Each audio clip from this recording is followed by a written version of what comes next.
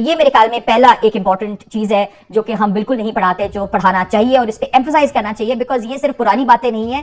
آج بھی ہم انڈس ویلی سے سیکھ سکتے ہیں, آج بھی ہم اشوکا سے, ٹیکسلا سے سیکھ سکتے ہیں. اشوکا سے ہم سیکھ سکتے ہیں نان وائلنس کے بارے میں, ٹیکسلا سے ہم سیکھ سکتے ہیں کہ ایک ماڈرن یونیورسٹی کس ٹائپ کی ہونی چاہیے. انڈس ویلی سے آج تک بھی ہم ٹاؤن پلاننگ کی باتیں سیکھ سکتے ہیں. تو یہ بہت اہم جز ہے جو کہ میرے خیال میں ہمیں سیکھنے چاہیے اور انڈرسٹینڈ کرنے چاہیے.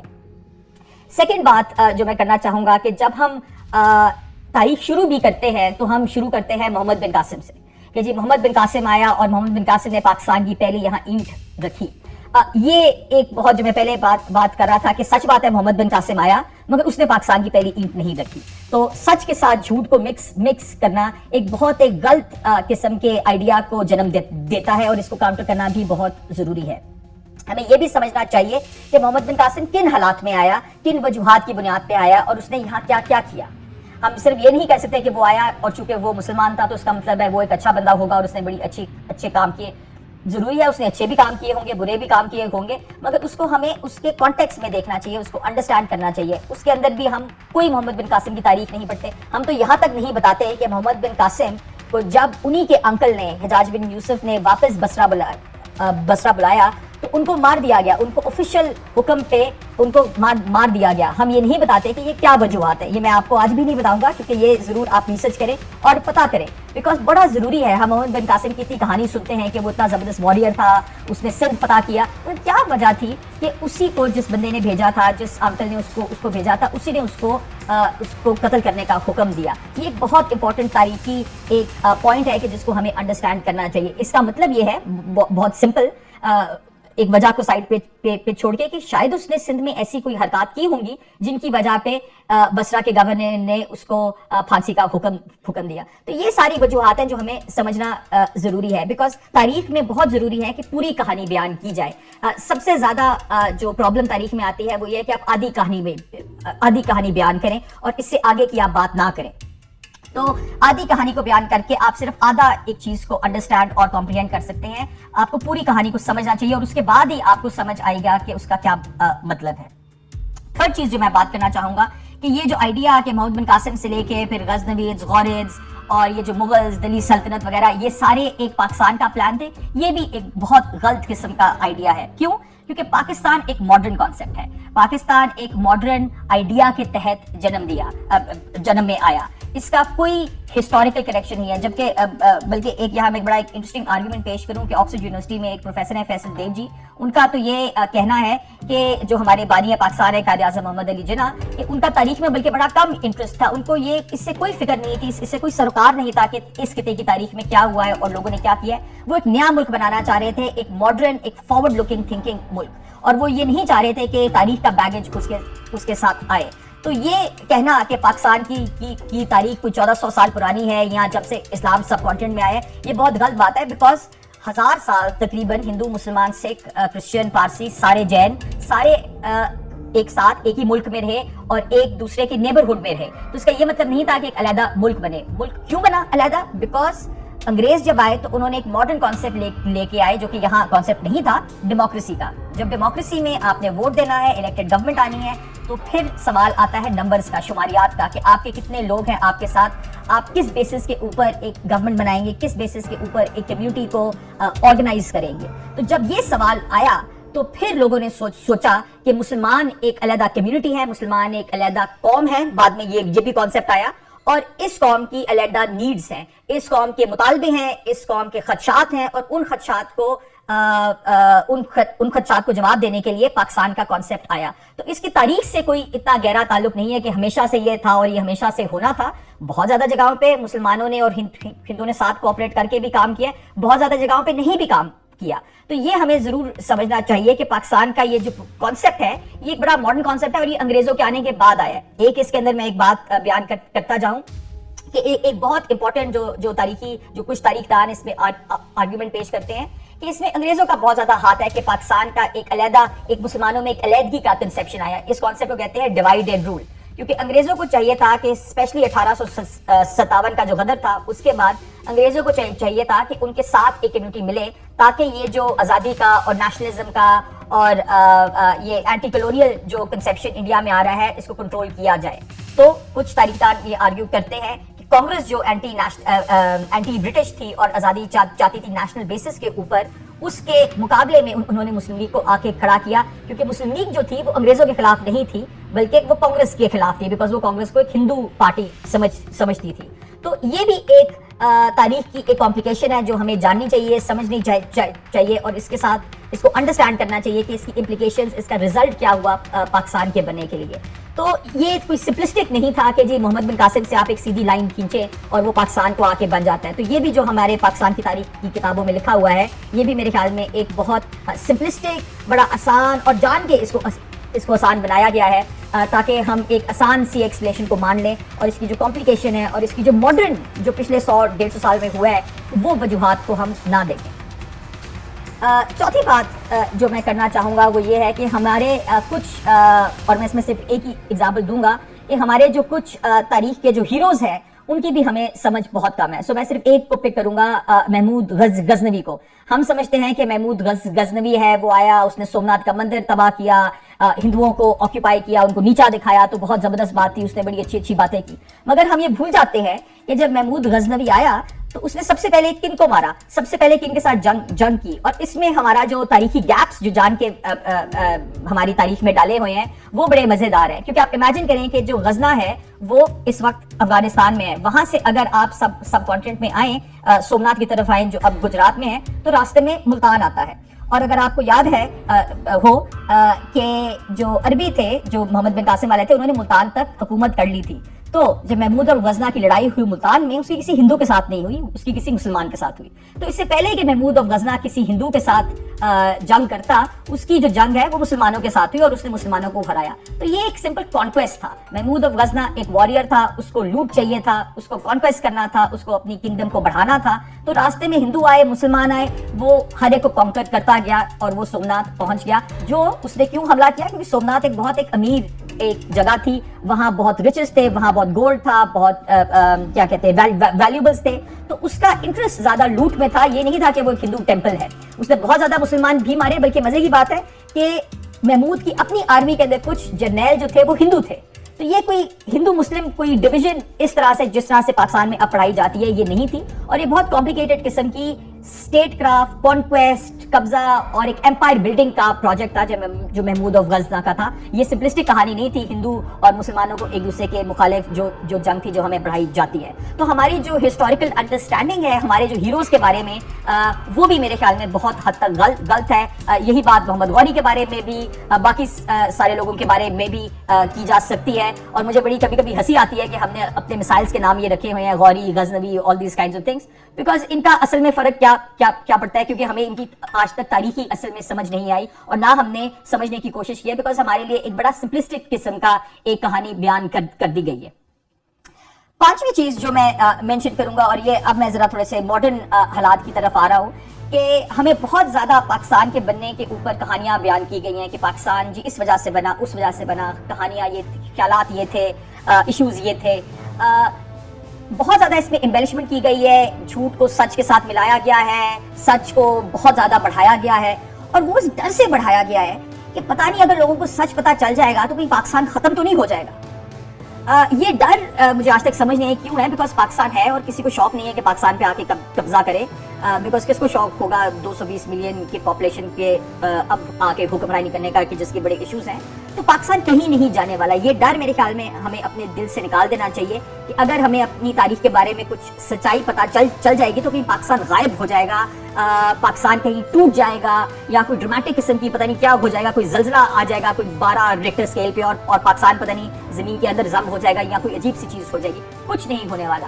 اگر ہم سچ تاریخ کو جانیں گے اور اس کو پرکھیں گے تو ہمیں اپنی جو ماضی ہے اس کی تو سمجھ آئے گی بھی، پر ہمیں اپنے حال کی بھی سمجھ آئے گی اور مستقبل کی بھی آئے گی سمجھ. ہم کس طرح سے اپنے حال کو سمجھ سکتے ہیں اور مستقبل کی پلاننگ کر سکتے ہیں جب تک ہمیں ماضی کی کوئی سمجھ نہیں ہے، جب تک ہم نے ماضی میں جھوٹ ہی بولے ہیں اور یہ سمجھنے کی ہی نہیں کوشش کی کہ یہ کہانیاں ہم نے کیوں ڈیولپ کی ہیں اور ان کا کوئی فائدہ نہیں ہے. اب دیکھیے ہر ملک اپنے بارے میں کہانیاں بناتا ہے. آپ امریکہ کو دیکھیں, امریکہ نے بھی کہانی بنائی ہے, سٹی آن ٹاپ آف اے ہل, کہ جی اللہ میاں نے ہمیں چوز کیا ہے to be a special people وغیرہ. ٹھیک ہے, ہر ملک کہانی بناتا ہے. برٹن کے اندر بھی بڑی کہانیاں ہیں, فرانس کے اندر بھی بڑی کہانیاں ہیں.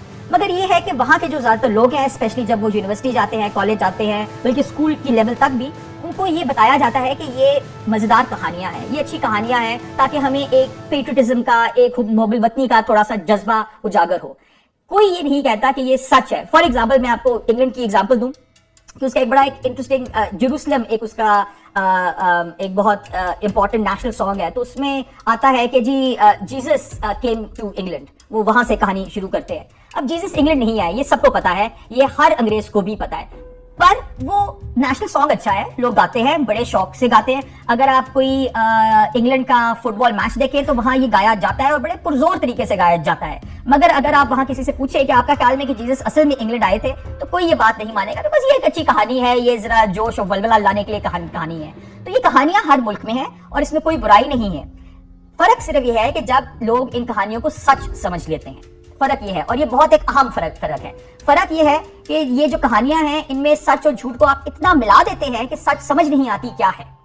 فرق یہ ہے کہ جھوٹ کی پرسنٹیج آپ کی جو 10, 15, 20% ہے, وہ پاکستان کی حالت میں کبھی کبھی 90% اور 100% تک آ جاتی ہے. 5-10% دیکھیں جھوٹ ہر جگہ چلتا ہے, اور تھوڑی سی بندہ, ہر تاریخ دان جو ہے, کوئی بھی تاریخ دان نان بائس نہیں ہوتا. ہر تاریخ دان اپنی پرسپیکٹیو سے, اپنے خیال سے ایک کہانی پیش کرتا ہے, تو اس میں بائسنس ہے, اس میں 10, 15, 20% تک کوئی انٹرپریٹیشن بھی آ جاتی ہے, کوئی ان کے بائسز بھی آ جاتے ہیں. تو یہ سب کچھ ہے. مصیبت تب آتی ہے کہ جب آپ کے جو بائس ہیں, یا جو آپ نے جو اس میں ایمبیلشمنٹ کی ہے, یا آپ نے جو کہانی بیچ میں اندر ڈالنے کی کوشش کی ہے, یا کوئی جھوٹ کو بڑھانے کی کوشش, جھوٹ کو ڈالنے کی کوشش کی, یا سچ کو ایک بڑی کہانی کے طریقے میں پیش کرنے کی کوشش کی, وہ جب 50% سے آگے بڑھ جاتا ہے تو پرابلم تب آتی ہے, کیونکہ وہ پھر ایک جھوٹ بن جاتا ہے اور اس میں لوگ بلیو کرنا شروع کر دیتے ہیں. پھر ان کا جو سینس آف نیشن ہوڈ ہے, آئیڈینٹی ہے, جو ان کی سمجھ ہے کہ وہ ملک کیا ہے, وہ خراب ہونا شروع ہو جاتی ہے. اور یہاں سب سے زیادہ جو المیہ پاکستان کے اندر ہے کہ ہم نے جھوٹ اور سچ میں جو تفریق ہے وہ ختم کر دی ہے. ہم نے پاکستان کی کہانی پکی کرنے کے لیے, اس ڈر سے کہ پتہ نہیں پاکستان کچھ ہو جائے گا, اس طرح سے کہانی وہاں بنائی ہے کہ جھوٹ کا پرسنٹیج 80-90% تک پہنچ جاتا ہے. ہم اس کے اندر بیچ میں کہانیاں ایڈ کر دیتے ہیں جو کبھی ہوئی نہیں ہیں, اور وہ ہمارا بالکل پاکستان کے بارے میں خیال بدل دیتی ہے. پاکستان کے بارے میں ہمارا جس طرح سے ہم اس کو امیجن کر سکتے ہیں اس کو بدل دیتی ہے. تو اب میں کچھ اس طرح کی کہانیاں بیان کروں گا. فار ایگزامپل, سب سے پہلی کہانی کہ اکثر لوگ کہتے ہیں جی پاکستان کا خیال کب پیش کیا گیا, تو لوگ کہتے ہیں جی مفکر پاکستان حضرت علامہ محمد اقبال نے پاکستان کا خیال پیش کیا. اور کہاں پیش کیا؟ الہ آباد ایڈریس میں 1930 میں. اب ہر یہاں میٹرک کے بچے نے وہ رٹا لگایا ہوتا ہے کہ جی وہ الہ آباد ایڈریس میں اقبال صاحب نے کیا کہا. سب سے مزے کی بات ہے کہ وہ جو رٹا لگایا ہوتا ہے وہ صرف 2 یا 3 پیراگراف کا, بلکہ یوزلی وہ 3-4 لائنز ہی ہیں جہاں انہوں نے علیحدہ ملک کا ذکر کیا ہے, اور اس کا لوگ رٹا لگا لیتے ہیں اور کہتے ہیں جی دیکھیں جی یہ اقبال صاحب نے پاکستان کا آئیڈیا پیش کیا ہے. اب میں جب ایک یونیورسٹی میں پڑھاتا تھا تو میں نے ایک ایکسرسائز دی, میں نے کہا جی چلیں اس کے بارے میں دیکھ لیتے ہیں, اس کو سمجھتے ہیں کہ اصل میں سر محمد اقبال نے کیا کہا. تو میں نے ایک چھوٹی سی صرف چیز کی, میں نے کہا جی دیکھیں آپ میری بات نہ مانیں, کسی کی آپ بات نہ مانیں, آپ جا کے پورا خطبہ الہ آباد پڑھ لیں. ٹھیک ہے, میں نے ان کو پورا خطبہ الہ آباد دیا. اچھا مجھے اس میں بھی شک تھا کہ وہ بولیں گے نہیں یہ جو آپ نے خطبہ الہ آباد دیا ہے یہ تو آپ کی کسی کتاب میں سے ہے نا, یہ تو سچ بات تو ضروری تو نہیں ہے. اب چونکہ میں تاریخ دان ہوں, تھوڑا سا شوق ہے چیزیں کلیکٹ کرنے کا, تو میرے پاس اوریجنل مسلم لیگ کی کاپی پڑی تھی خطبہ الہ آباد کی, تو میں نے اسی کی فوٹو کاپی کر کے بچوں کو دی اور کہا کہ جی آپ اسے کمپیئر کر لیں, یہ ورڈ بائی ورڈ وہی چیز ہے جو علامہ اقبال نے کہی ہے, آپ اس کو پڑھ لیں. جب اگلے دن بچے پڑھ کے آئے تو بہت زیادہ بچے افسردہ تھے, کچھ لوگ پریشان تھے. ایک لڑکا تو رونے پہ آیا ہوا تھا. میں نے کہا کیا بات ہوئی؟ تو جو لڑکا رونے پہ آیا ہوا تھا کہتا ہے یہ تو جی علامہ اقبال نے کہا ہی نہیں. کیوں نہیں کہا؟ یہ تو سر انگریزی میں ہے. تو میں نے کہا وہ انگریزی میں ہی خطبہ دیا تھا. نہیں ان کو تو انگریزی آتی ہی نہیں تھی. میں نے کہا جی علامہ اقبال کو انگریزی کا جرمن تک آتی تھی, ان کی پی ایچ ڈی جرمنی سے تھی, مطلب وہ ایک لائر تھے, انگریزی میں بات کرتے تھے. تو کہتے ہیں پھر اس میں کوئی غلطی ہے. کیا غلطی ہے؟ ہم نے کہا جی اس میں تو انہوں نے پاکستان بنانے کا ذکر ہی نہیں کیا. میں نے کہا اچھا نہیں کیا, کیا کہا ہے؟ میں نے کہا جی انہوں نے کہا ہے کہ ایک مسلم انڈیا بنانا چاہیے ود ان انڈیا. میں نے کہا اچھا کہاں کا ہے؟ تو پھر اس نے مجھے خطبہ الہ آباد میں سے وہ نکال کے دکھایا. میں نے کہا اچھا یہ کہا ہے؟ کہتے نہیں وہ یہ کہہ نہیں سکتے. میں نے کہا کیوں نہیں کہہ سکتے؟ انہوں نے کہا چونکہ انہوں نے تو پاکستان کا خیال پیش کیا تھا نا, وہ کیسے کہہ سکتے ہیں کہ پاکستان کا اس میں ذکر نہیں ہے, ہم یہ کیسے کہہ سکتے ہیں؟ میں نے کہا پر آپ نے تو ان کی ہی اسپیچ پڑھ رہے ہیں, مطلب اسی میں سے آپ نے یہ نکالا ہے. تو انہوں نے کہا نہیں جو ہمارے خیال میں علامہ اقبال ہے نا وہی ٹھیک والے, یہ اصلی والے ٹھیک نہیں ہیں. اب اس کہانی کا کیا وجہ ہے؟ وہ یہ ہے کہ ہم نے اس میں سے 3-4 لائنیں نکال دی اور لوگوں کو پڑھا دیا کہ جی علامہ اقبال نے ایک علیحدہ ملک کا آئیڈیا دیا ہے. اب بات یہ ہے کہ چاہے علامہ اقبال نے دیا ہے چاہے نہیں دیا، اس سے پاکستان کو کوئی فرق نہیں پڑتا. پاکستان 1947 میں بن گیا تھا. ہمیں یہ کہانی بیچ میں ڈالنے کی ضرورت نہیں تھی کہ علامہ اقبال نے پاکستان کا خیال دیا. چونکہ اول بات تو یہ ہے کہ اگر آپ پوری وہ اسپیچ پڑھیں، پورا خطبہ الہ آباد پڑھیں، تو اس میں انہوں نے کہا ہے کہ ایک مسلم انڈیا بننا چاہیے، ایک مسلم میجورٹی کنسالیڈیٹڈ ایریا ہونا چاہیے انڈیا کے اندر جو مسلم میجورٹی ہو، اور ایک یونائٹڈ انڈیا کے بیچ میں وہ ہونا چاہیے، ایک آزاد ملک نہیں ہونا چاہیے. تو پہلی بات ہے انہوں نے یہ کہا نہیں. دوسری بڑی انٹرسٹنگ اور بڑی مزیدار ٹو این ایکسٹینٹ ہے کہ یہ صرف ہماری غلطی نہیں ہے، مطلب آج کے لیے پاکستان کی غلطی نہیں ہے کہ ہم نے کہا کہ جی انہوں نے پاکستان بنانے کا خیال دیا ہے. تب بھی پریس نے کہا کہ جی انہوں نے ایک علیحدہ ملک کا آئیڈیا دیا ہے، اور پریس میں جو خبریں آئی وہ یہی آئیں کہ ایک علیحدہ ملک کا انہوں نے خیال الہ آباد میں پیش کیا ہے. تو جب یہ خبر نکلی تو اقبال صاحب نے دا ٹائمز جو لنڈن کا ایک میجر نیوز پیپر ہے، بلکہ the most important news paper ہے، وہاں انہوں نے لیٹر ٹو دا ایڈیٹر لکھا اور یہ کلیریفائی کیا کہ یہ بات انہوں نے کبھی نہیں کی. اور انہوں نے دوبارہ کہا کہ میں نے صرف کہا ہے کہ ایک مسلم میجورٹی پروونس، ایک نیا Muslim India with in a united India بنانا چاہیے. تو نہ صرف یہ کہ انہوں نے خطبے میں یہ نہیں کہا تھا کہ ایک علیحدہ ملک بنانا چاہیے، انہوں نے پھر بعد میں کلیریفائی بھی کیا ایک لیٹر ٹو دا ایڈیٹر لکھ کے کہ جی یہ میں نے کبھی نہیں کہا کہ ایک علیحدہ ملک بنانا چاہیے، بلکہ میں ایک Muslim India with in a united India چاہتا ہوں. آپ یہ امیجن کریں کہ جب یہ لیٹر میں نے اپنی کلاس کو دکھایا تو ایک بچے نے تو کھڑے ہو کے کہا کہ نہیں یہ کوئی اور اقبال ہوگا، یہ ہمارا والا اقبال نہیں ہے. تو ہمارے دماغ کے اندر یہ اتنی کہانی ضم کر دی گئی ہے، اتنی دفعہ یہ ریپیٹ کر دی گئی ہے بول بول کے کہ اگر ہم اقبال کی اپنی تحریر بھی پڑھیں تو ہم وہ بھی ماننے کو تیار نہیں ہیں. اتنی ہماری حالت خراب ہو گئی اور اتنی ہمیں تاریخ میں جھوٹ پڑھایا گیا ہے کیونکہ اپنی تحریر ہم ماننے کو تیار نہیں ہے، ان کا اپنا لکھا ہوا، ان کا اپنا بولا ہوا ہم ماننے کو تیار نہیں ہے، بیکاز ہم نے اقبال کا ایک امیج بنا لیا ہے جو کہ ہم چاہتے نہیں ہیں کہ وہ شیٹر ہو، وہ چینج ہو، اور ہم چاہتے ہیں کہ وہ اسی طرح سے رہے. اس کے ساتھ ساتھ بڑی انٹرسٹنگ بات ہی میں نے اپنے بچوں سے پوچھا کہ مجھے بتائیں یہ خطبہ الہ آباد جو ہے یہ آپ کے خیال میں کتنے لوگوں کے سامنے پیش کیا ہوگا؟ کچھ بچوں نے کہا 10,000 20,000، کسی نے 1 لاکھ تک کہا. تو میں نے کہا جی کبھی اصل کہانی اس کے بارے میں پڑھی ہے؟ تو انہوں نے کہا جی نہیں.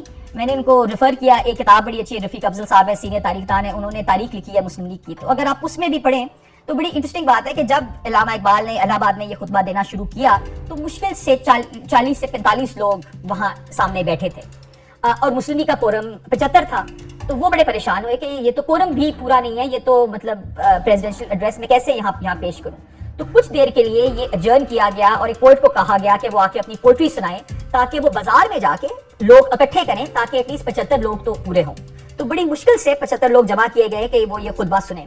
اور اس کے بعد مسلم لیگ اتنی شرمندہ ہوئی کہ وہ 75 لوگ جمع بھی نہیں کر سکتی تھی کہ اگلے سیشن میں جب وہ دلی میں ہوا تو انہوں نے کورم ہی 50 پہ لے آئے کہ چلیں 50 بندے تو جمع ہو ہی جاتے ہیں. تو اس سے کیا ظاہر ہوتا ہے کہ اس وقت جو مسلم لیگ تھی، اور یہ میرا اگلا پوائنٹ ہے کہ اس وقت کی جو مسلم لیگ تھی وہ ایک بہت چھوٹی قسم کی پارٹی تھی. 1930 میں جب علامہ اقبال نے یہ خطبہ دیا تو مسلم لیگ کے ممبر 5,000 بھی نہیں تھے. پورے ہندوستان میں جہاں 90 ملین مسلمان تھے، 9 کروڑ مسلمان تھے، وہاں 5,000 بھی 1930 میں مسلم لیگ کے ممبر نہیں تھے، بلکہ 5,000 میں کچھ زیادہ ہی کہہ رہا ہوں، شاید 2 یا 2,500 مسلم لیگ کے ممبر ہو. تو تب مسلم لیگ ایک بہت چھوٹی سی پارٹی تھی اور اس کی کوئی زیادہ فالوئنگ نہیں تھی. اور یہ بھی ہمیں سمجھنا چاہیے، ہم ہمیشہ یہ بیان کرتے ہیں کہ جی پہلے دن سے 1906 سے جس دن سے مسلم لیگ کا وجود آیا تب سے کوئی لاکھوں لوگ سارے مسلمان اس کے پیچھے تھے. مسلم لیگ بہت زیادہ اسٹرگل کیا، اس نے بہت چھوٹی پارٹی رہی، الیکشن ہارتی رہی. اگر آپ کو پتا ہو کہ 1937 کے جو پروونشل الیکشن تھے مسلم لیگ سیٹیں جیت ہی نہیں سکی اور بہت بڑی اس کو شکست حاصل ہوئی مسلم سیٹوں کے اوپر، بیکاز اس کے لوگوں کو کسی نے ووٹ ہی نہیں دیا. تو یہ بھی بہت غلط جو ہم امپریشن دیتے ہیں، کافی دفعہ ہم یہ لکھتے نہیں ہیں مگر یہ امپریشن دیتے ہیں کہ جی یہ پارٹی بہت بڑی تھی اور اس کے پہلے دن سے مسلم جو پورے انڈیا کے تھے اس کے فالوورز تھے. پر یہ بات کبھی بھی سچ نہیں تھی. 20 25 30 سال جو اس کے پہلے جو تھے وہاں مسلم سپورٹ جو ہے مسلم لیگ کے لیے بہت کم تھی. تو یہ ہمیں ضرور سمجھنا چاہیے. اب آگے کی بات کہ یہ مسلم سپورٹ کس طرح سے مسلم لیگ کی طرف آئی، اس کو بھی ہم کبھی بیان نہیں کرتے. کیا وجہ ہے کہ مسلم لیگ جس کو 1937 میں اتنی بڑی شکست فاش کا سامنا کرنا پڑا پروونشل الیکشنز میں، 1946 میں انہی پروونشل الیکشنز میں وہ ساری سیٹیں جیت گئی. اس کی وجہ کیا تھی؟ اس کی وجہ تھی لاہور ریزولوشن. 1940 کے اندر جو لاہور کے اندر ریزولوشن پاس کی گئی جس کو بعد میں کچھ لوگوں نے پاکستان ریزولوشن کہا، وہ اس کی بنیاد تھی. کیوں؟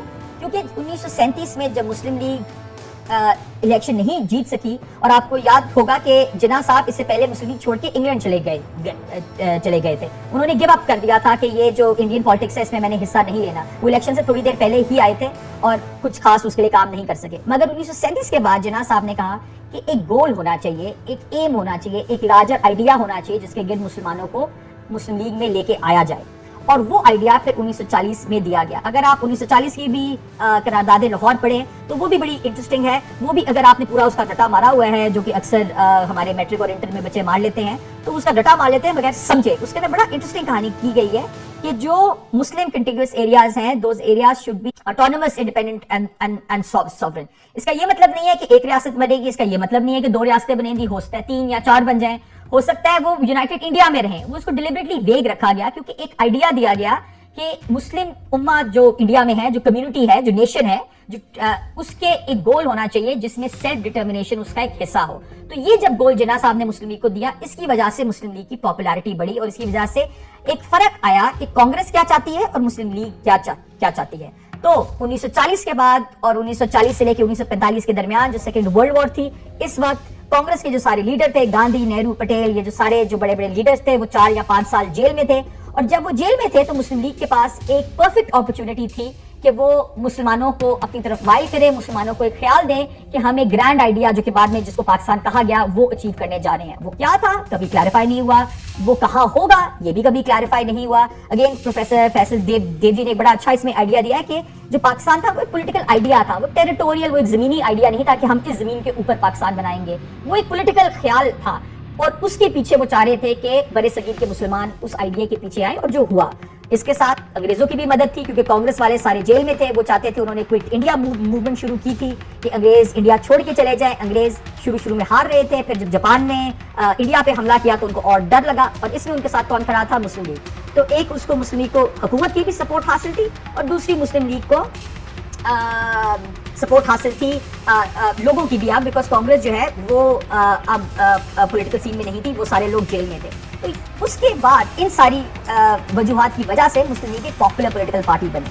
تو اگین جو ہم یہ خیال دیتے ہیں کہ مسلم لیگ شروع سے بہت پاپولر تھی, بہت سارے مسلمان اس کے پیچھے تھے, یہ غلط آئیڈیا ہے. 1940 کے بعد مسلم لیگ ایک میجر, ایک میس پولیٹیکل پارٹی بنی اور لاکھوں لوگ اس میں انہوں نے شمولیت حاصل کی. تو یہ کہنا کوئی بری بات نہیں ہے, اس سے مسلم لیگ کی شان میں کوئی گستاخی نہیں ہو جائے گی. یہ نہیں ہو جائے گا کہ مسلم لیگ ایک بڑی پولیٹیکل پارٹی نہیں تھی. ٹھیک ہے, 1937 کے الیکشن میں وہ بہت بری طرح سے ہاری, مگر 19 سیٹوں پہ 1940 میں وہ جیت بھی گئی. پولیٹیکل پارٹیز اسی طرح سے ڈیولپ ہوتی ہیں, پولیٹیکل پارٹیز اسی طرح سے پروان چڑھتی ہیں. تو ہم نے ایک بڑا عجیب قسم کا آئیڈیا اپنے تاریخ کی اور پاکستان اسٹڈیز کی کتابوں میں دیا ہوا ہے کہ مسلم لیگ ایک بہت بڑی پارٹی تھی, شروع سے اس کی کنسسٹنٹ آئیڈیالوجی تھی اور وہ شروع سے پاکستان بنانا چاہتی تھی. یہ ایک بہت بعد میں خیال آیا اور اس کے بعد ہی ایک یہ بڑی پولیٹیکل پارٹی بنی اور اس کے بعد ہی اس کو مسلمز کی پولیٹیکل سپورٹ بنی. یہاں تک کہ 1946 کے جو سینٹرل اور پروونشل الیکشن تھے, مسلم لیگ ون لارج میجورٹی جو مسلمان سیٹوں کی ہے. آخری بات جو پری پارٹیشن کی جو میں کرنا چاہتا ہوں وہ اس کے اندر یہ ہے کہ ہم یہ بھی بھول جاتے ہیں کہ جب پاکستان بنا تو پاکستان میں کیا پرسنٹیج نان مسلمز کی تھی, اس کے بارے میں کوئی ذکر ہی نہیں کرتا, یہ مینشن ہی نہیں ہوتا. آج میں ضرور مینشن کرنا چاہوں گا کہ ویسٹ پاکستان جو پاکستان ہے وہاں 24.6% نان مسلمز کی پاپولیشن تھی 1947 میں. 24.6%, اس کا مطلب ایٹ لیسٹ کوارٹر جو ہے ہمارا نان مسلم یہاں پاپولیشن تھی. اور جو ایسٹرن پاکستان تھا جو اب بنگلہ دیش ہے, وہاں 30.1%, 30.1% نان مسلمز تھے. تو یہ جو پاکستان بنا یہ پیورلی مسلم ہوم لینڈ نہیں تھا, یہاں صرف مسلمان نہیں تھے, یہاں ہندو بھی تھے, سکھ بھی تھے, کرسچن بھی تھے, اور وہ تقریباً 1/3, 1/3 پاپولیشن کا حصہ تھے, اور وہ بھی پاکستان کے شہری تھے, وہ بھی سٹیزنز تھے پاکستان کے. اور قائد اعظم نے اسی لیے 11 اگست کی جو اپنی اسپیچ تھی اس کے اندر کہا کہ پولیٹیکل سینس کے اندر ہندو مسلمان ختم ہو جائیں گے, یہ سب ایک ایکول ریاست میں ایک ایکول شہری کے حساب سے رہیں گے. آج ہم بھول جاتے ہیں یہ امپورٹنٹ بات, کیونکہ پاکستان میں جو نان مسلمز ہیں وہ 4 سے 5% رہ گئے ہیں, مگر تب اتنی زیادہ پرسنٹیج تھی, ان کو قائد اعظم کبھی بھی ڈس انفرانچائز یا سیکنڈ کلاس سٹیزن نہیں بنا سکتے تھے, کوئی ملک یہ نہیں کر سکتا. تو ان کو ایکول رائٹس دینا بہت اہم تھے, کیونکہ جب تک پاکستان ایک ملک نہیں بنتا, ایک نیشنلٹی ہماری نہ ہوتی جس کے ساتھ ایک رائٹس اور پریولیجز اور سٹیزن شپ ہماری ایک مستحکم بنیاد پہ نہ بنتی, تو پاکستان کبھی نہیں بن سکتا تھا. تو بڑے لوگ کہتے ہیں کہ جی جناح صاحب کی اگست 11 اسپیچ بڑی کانٹرڈکٹری ہے, اس کے اندر بڑے ایشوز ہیں, اس کے اندر ایشوز ہیں, مگر سب سے زیادہ جو اس میں امپورٹنٹ بات جناح صاحب نے کی ہے کہ اب ہم نے ایک علیحدہ ملک بنا لیا ہے, اور اس ملک میں ایک ون نیشن آئیڈیالوجی ہوگی. وہ یہ ہے کہ جو سارے لوگ ہیں اس ملک کے وہ ایک ملک کے شہری ہیں, ان کی آئیڈینٹی پاکستانی ہے, وہ پرسنل لائف میں چاہے مسلمان, ہندو, سکھ, کرسچن وغیرہ جو بھی ہوں, ان کی جو آئیڈینٹی ہے وہ پاکستانی ہے. اور یہ انہوں نے بار بار ایمفسائز کیا, جو بھی انہوں نے اسپیچ کی انہوں نے ایمفسائز کیا کہ سٹیزن شپ کے معاملے میں کوئی ڈفرینشیشن نہیں ہے. یہ بھی ہم نہیں پڑھاتے. ان کا ایک بہت امپورٹنٹ جو میسج ہے جناح صاحب کا جنہوں نے پاکستان بنایا, یہ ہم نہیں بتاتے. ہم نے ابھی ریسنٹلی شکر ہے انٹروڈیوس کر دیا ہے کہ اگست 11 کی اسپیچ پڑھانی شروع کر دی ہے اپنے نصاب کے اندر, مگر پھر بھی ہم یہ بتاتے نہیں ہیں کہ اس میں ضروری بات کیا ہے. وہ بہت ایک لمبی اسپیچ ہے, اس میں سے ہائی لائٹ کرنا بڑا ضروری ہے کہ امپورٹنٹ باتیں کیا ہے, اور یہ ہمیں سمجھنا بہت ضروری ہے. بیکاز جب تک ہم یہ نہیں سمجھیں گے تو پاکستان کی بنیاد ہمیں نہیں آئے گی سمجھ, پاکستان کا جو آئیڈیا ہے وہ ہمیں نہیں آئے گا سمجھ. تو یہ ایک بہت ضروری بات ہے. اب میں چند باتیں پوسٹ پارٹیشن کی کر دوں چلتے, اور وہ بھی بڑا ضروری ہے ہمیں سمجھنے میں, کیونکہ اس کے بارے میں بھی ہم نے بہت قسم کی کیا سرائیاں, بہت زیادہ جھوٹ ہم نے اس کے بارے میں لکھا ہوا ہے. تو سب سے پہلی بات جو میں کروں گا وہ یہ ہے 65 کی جنگ کے بارے میں. اب یہ بڑا کنٹروورشل قسم کا ٹاپک ہے, بیکاز انڈیا نے بھی کہا کہ پاکستان ہار گیا, پاکستان نے کہا انڈیا ہار گیا. ہماری بھی ٹیکسٹ بکس میں لکھا ہے کہ انڈیا جب شکست کے قریب تھا تو اس نے یونائٹڈ نیشنز کو جا کے بھیک مانگی کہ سیز فائر کرائی جائے. ٹھیک ہے, پاکستان کا یہ موقف ہے, مگر اس میں جو میں بات بیان کرنا چاہوں گا جو ہم بھول جاتے ہیں کہ 6 سپٹمبر کو آپ کو یہ یاد ہوگا کہ جنرل ایوب خان نے ایک بہت بڑی اسپیچ دی, اور اس میں کہا کہ جی رات کی تاریکی میں بزدل دشمن نے پاکستان کے لوگوں کو للکارا ہے. مطلب اسپیچ بڑی اچھی تھی, اس نے بڑا جوش و ولولہ دیا, مگر یہ جھوٹ تھی, سمپل جھوٹ تھا. کیوں؟ کیونکہ پاکستان نے انڈین ہیلڈ کشمیر میں جو انڈین آکوپائڈ کشمیر ہے وہاں حملہ پاکستان کر چکا تھا, اور اگست کے آخر سے پاکستان کی فوجیں, پراپر فوجیں پاکستان کی وہاں جنگ لڑ رہی تھیں. اگر آپ کوئی بھی نیوز پیپر اٹھا کے دیکھیں اگست 1965 کا اور سپٹمبر 1965 کا, تو وہ آپ کو یہ بتائے گا کہ پاکستان کی فوجیں کشمیر میں پیش رفت کر رہی تھیں. تو جب انڈیا نے لاہور پہ حملہ کیا وہ اسی جنگ کا ایک حصہ تھا, وہ کوئی نئی جنگ نہیں تھی. یہ تو نہیں ہو سکتا نا کہ ایک جگہ آپ جنگ کر رہے ہیں اور جس ملک سے جنگ کر رہے ہیں اس کو بولے نہیں اب ایک ہی جگہ پہ آپ نے جنگ کرنی ہے, کسی اور جگہ آپ جنگ نہیں چھیڑ سکتے. اگر آپ ایک ملک کے ساتھ جنگ کر رہے ہیں تو جنگ تو کہیں بھی ہو سکتی ہے نا, جنگ فضا پہ ہو سکتی ہے, دریاؤں میں ہو سکتی ہے, زمین پہ ہو سکتی ہے, کہیں بھی ہو سکتی ہے. تو ہم آلریڈی انڈیا کے ساتھ ایک جنگ کر رہے تھے کشمیر میں, اور اسی جنگ کا ایک حصہ تھا جو لاہور کا فرنٹ کھلا, پھر قصور کا فرنٹ کھلا, اور پھر یہ ساری جنگ بڑھی. تو یہ رات کی تاریکی کے اندر بزدل دشمن نے جو حملہ کیا یہ بالکل جھوٹ تھا, اور یہ اب ہم بھول گئے ہیں. مطلب اگر آپ کسی بڑے بوڑھے سے پوچھیں تو سب کو یہ پتا تھا, یہ اخباروں میں آ رہا تھا کہ پاکستان نے کشمیر پہ حملہ کیا ہوا ہے اور پاکستان کی فوجیں وہاں آگے بڑھ رہی ہیں, انڈین فورسز سے لڑائی کر رہی ہیں. تو یہ بھی ہم نے ایک بڑے مزیدار, ایک مذاق خیز ہم نے اپنی کہانی بنا لی ہے. پھر ہم نے یہ بھی کہانی بنائی کہ پاکستان کے کسی 1 انچ کے اوپر کسی انڈین فوج نے قبضہ نہیں کیا. میں آپ کو اس میں بلکہ 2 کیا ایک ہی آپ کو ایک چھوٹی سی اگزامپل دوں گا کہ سب نے پڑھا ہوگا کہ جی چونڈا کے اوپر, سیالکوٹ کے پاس ایک جگہ ہے, چونڈا کے اوپر ہم نے انڈین فورسز کو روک دیا, اور وہاں ایک بہت بڑی ٹینک کی بھی بیٹل ہوئی اور بہت زبردست بیٹل ہوئی, اور ہم نے انڈین فورسز کو وہاں سے آگے نہیں جانے دیا. اب بڑے مزے کی بات ہے کہ چونڈا جو ہے وہ 20-22 کلومیٹر دور ہے بارڈر سے, تو انڈین فورسز پیراشوٹ تو نہیں وہاں ہوئی تھی نا, اس کا مطلب ہے وہ 20-22 کلومیٹر انہوں نے قبضہ کر لیا تھا تو وہ وہاں تک پہنچی. تو اس طرح کی چھوٹی چھوٹی باتیں ماننے میں کوئی حرج نہیں ہے, کوئی پرابلم نہیں ہے. 65 کی جنگ کو 50 سال ہو چکے ہوئے ہیں, کوئی پرابلم نہیں ہے اگر ہم اس کی سچائی بیان کریں, بیکاز وہ ہمارے نیوز پیپرز تب بیان کر رہے تھے, انٹرنیشنل نیوز پیپرز بیان کر رہے تھے. تو اس میں کوئی پاکستان کی بے حرمتی نہیں ہو جائے گی اگر ہم یہ سچ مان لیں. ہم اس کو سمجھ اچھے طریقے سے پھر سکیں گے, اور کشمیر کا جو مسئلہ ہے اس کو ہم اچھے طریقے سے سمجھ سکیں گے کہ 60 کی دہائی میں وہ کس طرح سے ڈیولپ ہو رہا تھا.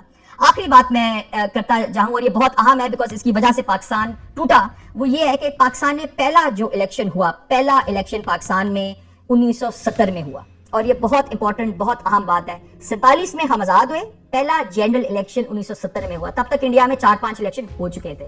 تو جو ملک ڈیموکریسی کے تھرو بنا, مسلم لیگ اگر 40 میں الیکشن نہ جیتی پاکستان نہ بنتا, بیکاز مسلم لیگ کے پاس نہ سیٹس تھیں نہ ووٹس تھے. جب اس کے پاس سیٹس اور ووٹس آئے تو تب اس نے پاکستان کا کیس لڑا اور پاکستان بنا. تو پاکستان کو چاہیے تھا کہ وہ ڈیموکریسی شروع سے انسٹال کرتا, مگر ہم نے بہت وجوہات کی بنیاد پہ الیکشن نہیں کرائے اور نہ الیکشن کرنے چاہے. جبکہ ہمارے کچھ جنرل تو کہتے تھے کہ پاکستانی اس قابل ہی نہیں ہیں کہ ان کو ڈیموکریسی دی جائے. جنرل سکندر مرزا صاحب نے یہ بڑی بات کہا کہ پاکستانی تو اس قابل ہیں ہی نہیں. تو خیر ایک جنرل نے ہی, جنرل یحییٰ خان نے LFO کے تحت 1970 میں الیکشن کرائے, اور وہ پاکستان کی تاریخ کا پہلا جنرل الیکشن تھے 23 سال پاکستان کی بنیاد میں آنے کے بعد. اور وہ الیکشن بڑے مزے کی بات ہے, آج کل تو ہمیں عادت ہے دھاندلی کا کلیم کرنے کی, وہ الیکشن فری اینڈ فیئر تھے. کسی بھی پولیٹیکل پارٹی نے نہیں کہا کہ دھاندلی ہوئی, کسی بھی پولیٹیکل پارٹی نے نہیں کہا کہ غلط بیانی ہوئی ہے یا پھر غلط ٹیکٹکس استعمال کیے گئے. فری اینڈ فیئر الیکشن ہوا, اور اس فری الیکشن کا رزلٹ کیا تھا کہ 300 کی اسمبلی میں 160 سیٹیں ایک پولیٹیکل پارٹی کے پاس تھیں. اس کا یہ مطلب ہے کہ 55% سیٹیں ایبسلوٹ میجورٹی ایک پولیٹیکل پارٹی کے پاس تھی, اور باقی جو پارٹیز تھی ان کے پاس باقی سیٹیں تھیں. اور وہ پارٹی کون سی تھی؟ وہ پارٹی تھی عوامی لیگ, جو کہ شیخ مجیب الرحمان لیڈ کر رہے تھے. اس کا سمپل کیا مطلب ہے؟ اس کا یہ مطلب ہے کہ شیخ مجیب الرحمان کو وزیر اعظم پاکستان کا بننا چاہیے تھا, کیونکہ ان کے پاس ایک سمپل 55% میجورٹی تھی. ٹھیک ہے, شیخ مجیب نے الیکشن لڑا, فری اینڈ فیئر لڑا, الیکشن جیتا, فری اینڈ فیئر لڑا, اور ان کو وزیر اعظم پاکستان بننا چاہیے تھا. مگر ملٹری جنٹا نے, پیپلز پارٹی نے جو تب ذوالفقار علی بھٹو لیڈ کر رہے تھے, انہوں نے اس کی مخالفت کی اور ایک الیکٹڈ بندے کو وزیر اعظم نہیں بننے دیا. تو مجھے بہت افسوس ہوتا ہے جب لوگ کہتے ہیں کہ ذوالفقار علی بھٹو پاکستان کے پہلے الیکٹڈ وزیر اعظم ہیں. پاکستان کے پہلے الیکٹڈ وزیر اعظم شیخ مجیب الرحمان تھے, جن کو ہم نے مانا نہیں. اور یہ بہت امپورٹنٹ چیز ہے. پاکستان ٹوٹا اس وجہ سے کہ ہم نے لوگوں کا مینڈیٹ, لوگوں کا ووٹ کو, آج ہم بات کرتے ہیں ووٹ کو عزت دو, ہم نے پاکستان کے پہلے الیکشن سے ووٹ کو عزت نہ دینے کی ٹھان لی تھی. ہم نے لوگوں کے ووٹ کو عزت نہیں دی, اور تب جب ووٹ کو عزت نہیں ملی, جب ہم نے شیخ مجیب الرحمان کو روکا کہ وہ وزیر اعظم نہ بنے, اور جب ہم نے ان کے خلاف, جو وزیر اعظم جن کو بننا چاہیے تھا, ان کے خلاف ملٹری آپریشن شروع کیا, اس کے بعد صرف شیخ مجیب الرحمان نے کہا کہ میں ایک آزاد بنگلہ دیش بنانا چاہتا ہوں. تب تک انہوں نے آزاد بنگلہ دیش کی بات قطعاً نہیں کی تھی. وہ بار بار کیا کہہ رہے تھے؟ نیشنل اسمبلی کا سیشن بلایا جائے, نیشنل اسمبلی میں ہم آئیں, نیشنل اسمبلی میں ووٹنگ ہو, کانسٹیٹیوشن بنائی جائے جو 6 مہینے میں LFO میں تھا بنائی جائے گی, وہ وزیر اعظم الیکٹ ہوتے, ایک گورنمنٹ بنتی, پاکستان آگے بڑھتا. تو پاکستان ٹوٹا اس وجہ سے نہیں کہ شیخ مجیب الرحمان آزاد ملک چاہتے تھے. شیخ مجیب الرحمان ایک پاکستانی تھے, وہ پاکستان میں رہ کے پاکستان کے لیے کام کرنا چاہتے تھے. ان کا جو 6 پوائنٹ ایجنڈا تھا وہ تو 1955 سے ان کے پاس تھا, اس میں کوئی نئی بات نہیں تھی. مگر ان کو ہم نے روکا کہ وہ پاکستان کو نہ سرو کر سکیں. پاکستان کے الیکٹڈ وزیر اعظم تھے, وہ پاکستان کے وزیر اعظم نہ بن سکیں, اور اس کی وجہ سے پاکستان ٹوٹا. انڈیا نے تو بہت آخر کے اندر انٹرونشن کی. تب تک تو ہمارے سول وار کے اندر ہم نے اپنے ہزاروں بندے مار لیے تھے. اس کے اندر بھی بڑی انٹرسٹنگ بات ہے. آپ چلیں, بنگلہ دیش کی بات نہ مانے کہ ہزاروں لاکھوں لوگ مرے ہیں, آپ چاہے انڈیا کی بات نہ مانے, آپ پاکستان کے جو سو کالڈ لبرلز ہیں ان کی بات نہ مانے کہ کتنے لوگ وہاں مرے, آپ صرف پاکستان آرمی کی آفیشیل کہانی مان لیں. پاکستان آرمی نے بیان کیا جب حمود الرحمان کمیشن رپورٹ آئی کہ ہم نے 26 سے 30 ہزار نہتے بنگلہ دیش کے جو بنگالی سٹیزنز تھے وہ مارے. تو آپ بھول جائیں کہ 6 لاکھ مرے ہیں, 5 لاکھ مرے ہیں.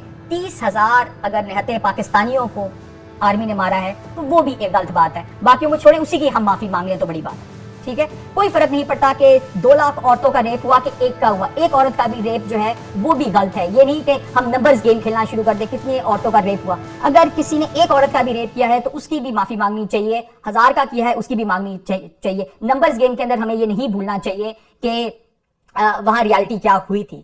تو بہت ضروری ہے, آخر میں بس کنکلوڈ کروں گا اور میں یہ کہوں گا کہ بہت ضروری ہے کہ ہم تاریخ کو صحیح زاویے میں جانیں.